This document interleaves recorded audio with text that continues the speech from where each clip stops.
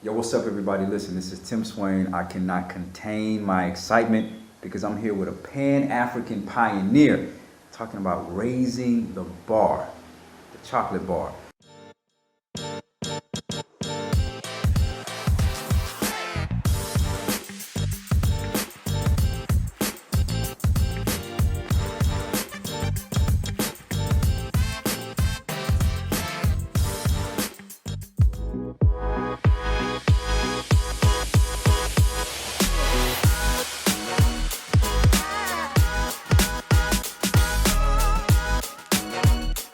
Kimberly, listen, I know you're extremely busy. I know you have a lot going on, so I appreciate you taking the time to just sit down and have a conversation with me. So thank you for having me today. Thank you.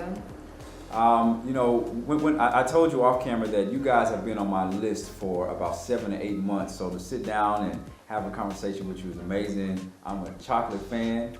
You know what I'm saying? And so I'm really trying not to act real giddy right now, all right? But what I want to do is for the folks who may have never heard of 57 Chocolate, have never heard of you, just give us an introduction of yourself, maybe where you grew up, and then your position in 57 Chocolate. Okay. Hi, everybody. My name is Kim Addison, and I'm one of the co-founders of 57 Chocolate. The other co-founder is my business partner and sister, Priscilla. So a little bit of background about me is I'm a Ghanaian, though I identify as a Pan-African. I grew up in Senegal, and I lived in Switzerland for some time, traveled around a bit, also had some education in the States. And 7 years ago, we moved back to Ghana to start 57. And 57 is Ghana's pioneer bean-to-bar chocolate manufacturing company. And what we do here is we take Ghana's raw cocoa and we transform it into amazing, high-quality, small batch chocolate. Wow. So I can tell you're a professional the way you just handled that with so much ease and grace, like it was nothing to you. So I want to back up a little bit. So you have all of this international experience. You've traveled around. So let's talk a little bit about when did you actually, so you're here in Ghana now? Yes. Permanently? Yeah. How long have you been in Ghana? Permanently based here 7 years. So about 7 years in Ghana. Yeah. And when did the idea come for 57 Chocolate? Walk us through that story. Okay, so the idea for 57 Chocolate came about exactly 7 years ago, the end of this month in August. So that would be August 2014. Wow. And so my background is international relations with focus on social justice, and then I also did French. So I thought I was going to go into the nonprofit sector, and I actually worked in that field for a while in women and education and girls' education. And I was living and working in Switzerland, so was Priscilla at the time. And I was in administration, which is great and which I loved and which has given me so much source for even doing business here. But I actually began to get quite restless being in front of a screen, computer for 8 hours a day, and I began to feel like, I should be creating something, like, God, there's more to life than, what I'm currently doing. And I began to speak to my dad about that. And he actually was like, why don't you consider, moving back to Ghana and starting a business? There's lots of opportunities there. And, I will be retiring with your mom and we'll be moving back there, so you guys should consider that. And, entrepreneurship sounded lovely, it sounded fancy, it sounded liberating. And so I was like, I'm gonna do it. And I was like, you know what, the day you retire is the day I'm gonna resign. Wow. And he told me, I'm gonna hold you to it. I said, yeah. So, and I was thinking this is gonna be a year, 2 years down the line. But it was probably maybe 4 months later, I came home from the gym. I walk in the door and the first thing my dad says is, guess what? And I'm like, what? And he's like, I retired today. And I was like, really? And he was like, yeah. He's like, looks like we're moving to Ghana. And I was like, yeah. So that week I ended up resigning from my job. And Priscilla down the line also did the same. And we planned to move back to Ghana. And we actually did not have any clue what we were going to do. And ironically, we were in Switzerland. So it wasn't till about literally 2 weeks before we were about to hop on a plane and move here, a group of friends of mine from church invited me to a chocolate factory, sort of like a last hurrah. Wow. And I remember the first part of the factory was you enter and then you have this huge display of cocoa beans and where they source all their cocoa beans from. And of course the two biggest displays were Côte d'Ivoire and Ghana.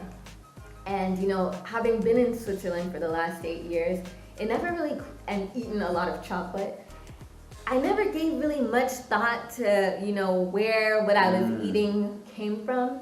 So it kind of just hit me. Like when I saw that display, I was like, what?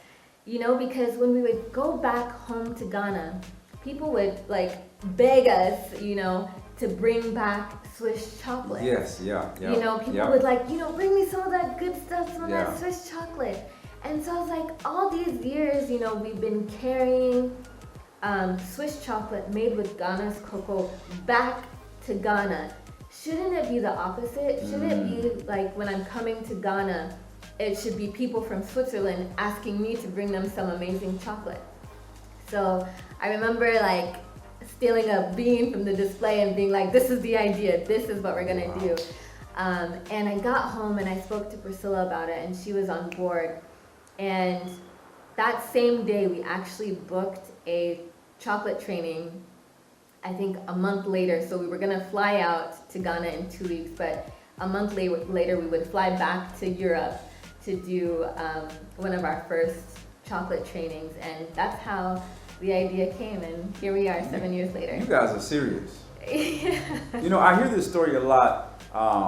It may be a generalization, but especially with women. It's like, when my mind is focused, that's it. Because I've heard this story so many times, like, listen, I said I'm gonna do this, and it was not like, let's come up with an 80-point plan. It was like, let's just go for it and make it happen. Yeah. And you know, the point that you mentioned about the Swiss and then the Ghana chocolate is interesting because when I was traveling back and forth in the States, I would carry back with me Ghana chocolate. Yeah. And people would say, you know, there was this feeling like it came from Africa. Yeah. What this tastes like, some voodoo meat or something, like, you know, all these kind of crazy some crazy stereotypes, right? And I remember one time I was with my niece. And I said, I got some chocolate from Europe. She said, ooh, it's the same chocolate. Yeah. She said, ooh, it tastes better. Oh gosh, yeah. But, so it's just a perception. It's but a perception. So I think seeing an opportunity and being able to act on it is so important. Now let's talk a little bit about 57 chocolate in itself. We know how the idea came about. 57 chocolate, like what is that? Is there a meaning behind that? Explain that for folks who are watching. Okay, so 57 chocolate, it's short for 1957, which is Ghana's independence. But it's not just about Ghana being free from colonial power. It's more than that. It's about what was happening during that independence era in the early 60s. And what was happening during those early 60s under Kwame Nkrumah's leadership is that Ghana was actually very industrious. And what a lot of people don't know is that Ghana was actually economic equals with South Korea. South Korea today is known as a developed nation, and today Ghana is still considered underdeveloped. Yet, at a point in time, we were economically equal than them. And why was that? That was because we were actually industrious and we were manufacturing. So back then, we actually had a dairy industry. Today, there's zero like dairy that's actually produced in country. We had a thriving dairy industry. We had thriving tomato industries. We had thriving rice industries. But today, so much of what is consumed within the country is actually imported. Ghana has a lot of fertile land. Almost anything can grow here, and yet we're relying on other countries to feed us. So for us, looking back at that period and seeing how there was such a spirit of, okay, let's, as Ghanaians and as Africans, let's manufacture, let's build our country up, and let's consume what we produce and make what we produce available to the rest of the world. That is the spirit behind why we named our chocolate 57, because we want to show that, you know, with the cocoa bean, we're using our resource and we're transforming it into an added value product. and we want to inspire other people to do the same with what we have. Wow. So every single time you take a bite, you're not just biting into a piece of chocolate, you're biting back into the freedom. Exactly. So if you eat like 8 of them, it's like every year. No, so, I mean, that story is really powerful. Yeah. And I think it speaks to the heart of so many people that are out there like yourself that have a vision and that want to start something.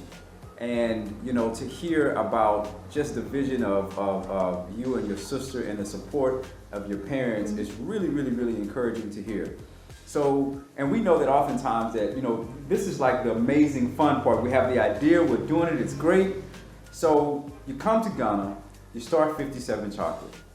Walk us through what were some of the initial steps of that process and maybe some of the real challenges that you encountered along the way. So the first thing is to note that though we had visited Ghana on several occasions, Ghana was home, we had not lived here permanently. So this was our first time actually living here permanently, the two of us. Our parents obviously had. And so we needed to kind of learn the context of the country because we were coming from Switzerland with a sort of like Swiss mindset and how things are done there.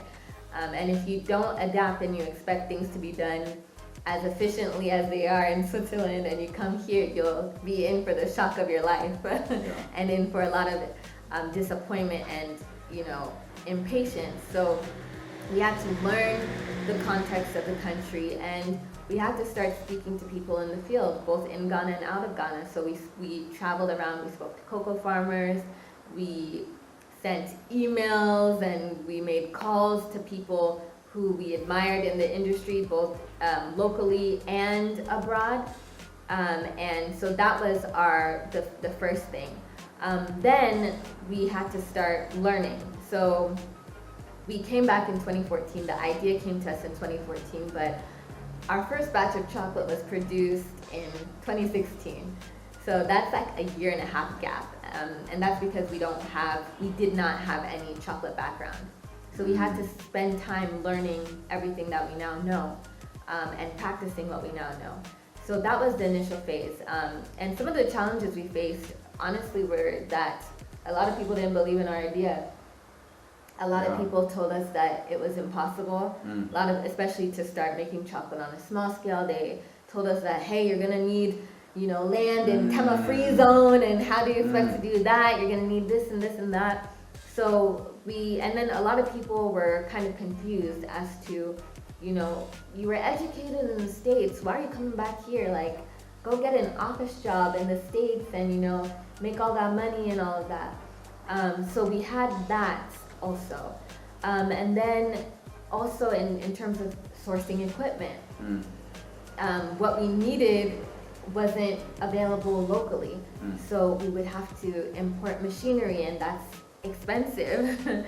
But I mean, luckily we didn't just, though it sounds like we sort of like quit our jobs and then moved back, we did, but we also had savings available to rely on. So don't just quit your job without savings and then move to another country expecting to start, a business. Like, you have to have, some sort of capital to be able to rely on. So we used our savings to, start bringing in like small tabletop machines.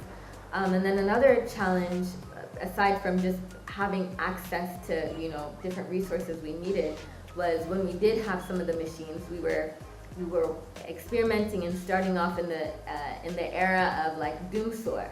So yeah. So, and then we didn't have a generator. So you can imagine we were working at all hours of the night, the light's on, like, okay, now hurry up. Yeah. Then it go off. Yeah, and then I mean, even if you fast forward to the time where we actually started 57 and, the business is gradually growing, human capital is another challenge. Finding the right people to work with. It's ironic that, cocoa is it used to be Ghana's first commodity. I think it's now third after gold and oil, or oil and gold.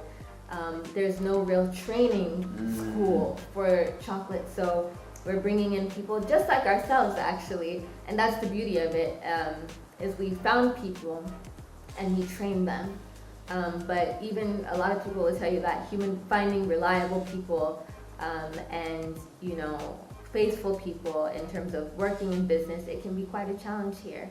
And I'm honestly, I'm so grateful for the team that we do have, because without them, what we're doing today would not be possible. I'm trying to think of another challenge is that unfortunately business, certain things don't favor small businesses in Ghana. It's almost like the system is working against local small businesses. So whereas you would think that a smaller local business would get certain tax breaks or would get, help in terms of like importing machinery, those sort of benefits are actually mainly going to larger foreign companies. Yeah. So that's another challenge we were working with, and then another challenge we were working with was once again perception. So changing people's perception of what's even being made here and what's being made in Africa. So what's being made here is meaning that for a while we saw that even people in Ghana were skeptical of what is made in Ghana. Oh, I'm telling you. It's like this chocolate's made in Ghana. I prefer prefer Cadbury this. Swiss. Yeah. That's what I like.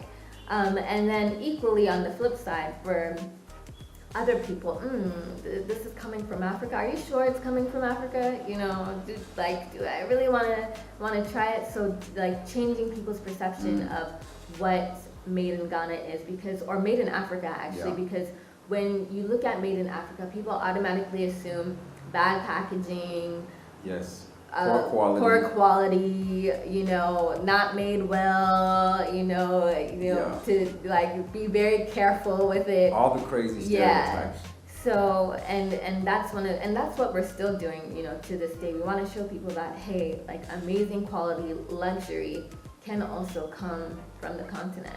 It's not just what the stereotypical media, tells you about it. Yeah. The things you're saying make so much sense. And when I moved from the U.S. to Ghana, I saw some of the same issues, which is essentially, an identity problem that we have, right? It's like in Black America, oftentimes the Black-owned business is looked at in the same way where the Ghanaian-owned business is looked at, where it's like, I don't know. Yeah. I don't know about that. Why are you charging me $5 for this? But it's like, it's the perception that we have. And so, but to be able to change that perception through you guys' persistence and your passion, I think, I know it's making an impact, because I've heard about you guys from people in different countries. So speaking of that, right, somebody watching is probably asking themselves, I want some 57 chocolate. How can I get some? So where is it available here in Ghana? And do you have places internationally where you distribute?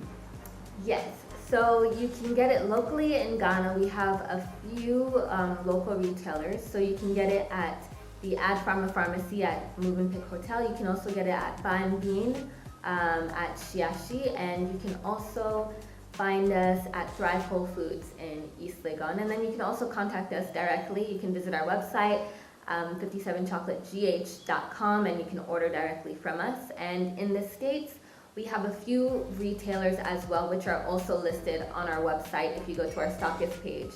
But one of them that you'll find is the Goods Market and Antonelli's Cheese Shop in Texas as well. What part of Texas is that in? It's in Austin. Austin, Texas. I used to teach in Austin. So hey, listen, if you're watching this from Austin, go on out there and get you some 57 chocolate from the cheese. Antonelli's Cheese Shop. All right, and do this. Go get some from the shop. Take a picture of what you're eating, and then tag me on my Instagram. All my information is below. All right, we want to make sure that we're showing people eating this chocolate all over the world. What flavors do you have? Or what different styles of chocolate do you have? Okay, so we have our 50 grams and our 10 grams. So our 10 grams actually come in 2 different types of symbols. So we have our Adinkra symbols, and the Adinkra symbols, they're very known in Ghana. They're symbols created by the Akan tribe, and they have basically different symbolisms and different meanings. So you can find them on textiles, and some of their meanings, for example, are Adinkra Hene, which means leadership. You also have Dwafe, which means femininity and beauty, and you have Eya, which means endurance and resourcefulness. And then we also have our Bogolan symbols, which are symbols that are actually used on mud cloths, which is an example here. And so these symbols come from Mali, and they also have different meanings as well, and their meanings are rooted in agriculture. So we sort of just want to showcase African art and culture, and not just Ghana, but we want to show the beautiful things of the continent. Wow, Yeah. wow. And so when it comes to, like, I see that you guys do an amazing job with integrating the culture into the chocolate. So in terms of like flavors. Yes, What flavors. We have our Sobolo flavor. So Really? yeah, so we have our Sobolo flavor. You'll get to taste it in your pack. So for those of you guys who don't know Sobolo, Sobolo is also bisap, and it's made with hibiscus leaves. It's a drink that's commonly drunk in West Africa. Hibiscus leaves and spices, and some people add like dashes of pineapple and ginger as well. So we also have like our standard like milk chocolates and dark chocolates, but that was one particular flavor that we wanted to sort of say, hey, this is like from where we come from, and you know, get a taste of that and infuse it in chocolate. And then we also have our moringa flavored chocolate. That's our green chocolate, and moringa is a tree that grows profusely in northern Ghana, and its leaves are very medicinal, and it's actually a superfood. Yeah. So we actually also infuse that in chocolate as well. And then you also get different inclusions in our milk and darks, like toasted coconut and almonds and sea salt, and just different variations. So we have a variety. So you got something for everybody. Yeah. You have something for everybody. And I think that's amazing. Just a couple more questions Yeah. before I finish. You know, your story is so inspiring because it really, I think, is a testament of passion and purpose and calling. And you know, when you have your mind to do something, then you just do it. So the next question I have for you is, maybe think about a time where like you've been like, okay, I don't know if this is for us. It's getting difficult. But then that moment of like encouragement of said, okay, this is why we are doing what we're doing. Yeah, I mean, I feel like there's always a season for everything, and definitely when you're doing business anywhere, not only in Ghana, you'll have moments of discouragement. But once again, it's about knowing your why, and staying rooted in your why. So if you believe in your why, then the discouragements can come, but you'll keep pressing in. And so once again, our why has always been about inspiring younger people like ourselves to see that we're not an exception. Do you get what I'm saying? Yeah. We're not an exception. What we have done, anybody else can do in country. You know, it took hard work and perseverance and building the right team, and also investing in other people. But we want to show people that, hey, you don't have to look outside your country to make it, because a lot of people think that, oh, there are no opportunities in Ghana, there are only problems. I hear that so much. But it's actually where there are the problems that there are the opportunities. Problems and opportunities go hand in hand. And what we were doing with 57, we were solving a problem that, hey, where is the quality chocolate that's being made with our cocoa? And that's our why, because we want to, in starting with cocoa, a small little thing that looks so insignificant, we want to show people that, hey, let's bring manufacturing back to Ghana. Not just with cocoa, but with all our other resources. So I would tell people to know your why, and then also know when you're starting a business, one of the best things that you can do is actually invest in people, and invest in people in the sense of, you know, you're going to have to invest in your team, because you're only as strong as your team. You guys may see me, you may see Priscilla in the interviews, but a lot of what we're doing is because we have a solid team, and we have a team that believes in what we're doing. And that has taken us investing in them in the sense of training them, building their skills, building their know-how. So yeah, that would be my advice, all up in there. Wow. Well, Kim, I am so encouraged by your story, and I know so many people watching this are encouraged by your story. It's I'm telling you, there's a lot of people out there looking for some hope, and they want to come back to Ghana. They want to come back home to on the continent, and maybe they've met some of those challenges of people, the naysayers, or Yeah. people say the haters, Yeah. or maybe just people who don't have a vision. And so for you to share your story today, I think is encouraging, it's inspiring, it's motivating, and I definitely appreciate it. I think you guys are absolutely positively, as you say, right, raising the chocolate bar, Yeah. without a doubt. So thank you for your time today. Thank you. And for those that's watching, I know you have enjoyed this content. So thank you so much for watching. As always, if you love this information, like the video, make sure you subscribe. Until next time.